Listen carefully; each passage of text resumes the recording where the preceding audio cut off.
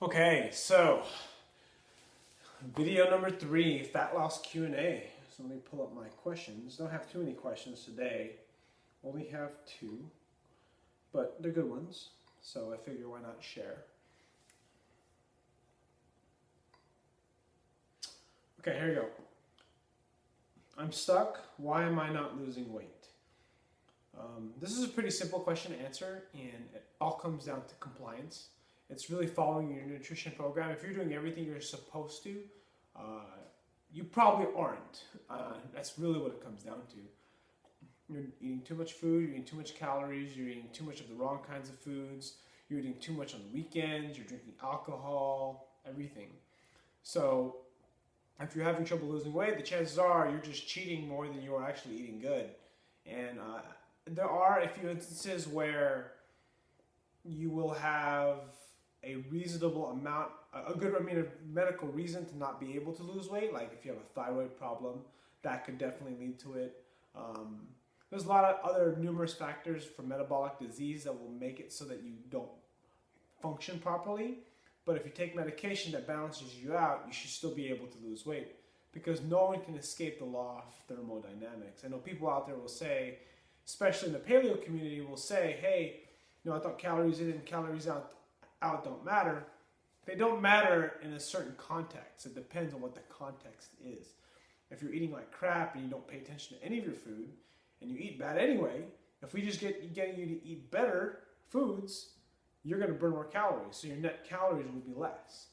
Net calories meaning that the foods you eat will make you burn more calories. The foods you eat take longer to break down, like protein and vegetables, and then ultimately make you eat less food, or less calories, I should say, not less food. Because if you think about it, like a donut could be 200 calories for this little small donut, whereas same size chicken breast will be literally half the amount of calories, because even though it's the same amount of food, but it's more calorie dense than donut would be.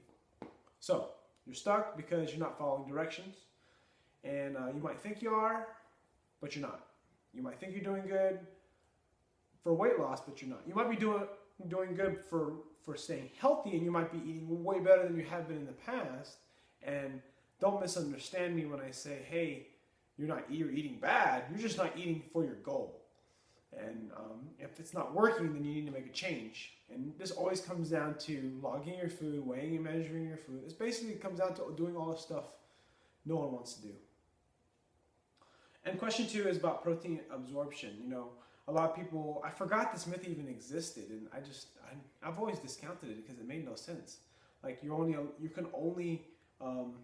the myth with protein absorption, is that you can only absorb 30 grams in a single meal. And that kind of makes no sense. And let me just tell you why. I don't know all the science about it. I just know some simple common sense things, and that is, if you can only absorb 30 grams in a certain meal, and you had a lot of muscle in your body, and you only ate 2 meals a day, you would shrink. And the human body is pretty damn smart. It's not going to just shrink. It's going to preserve what it needs by managing your system appropriately based on what's necessary for you to survive, stay healthy, and survive in your environment. This whole 30 grams myth, or 30 grams in a single meal myth, doesn't take into account for consideration of body size, activity level, age, and stress level. So these are just things that you have to consider. It doesn't make sense if my client, who's a 135-pound female, can only absorb 30 grams in a meal, who's a sedentary job, who works out training twice a week with me, maybe 1 or 2 days, taking a class. And myself, I'm 190 pounds, and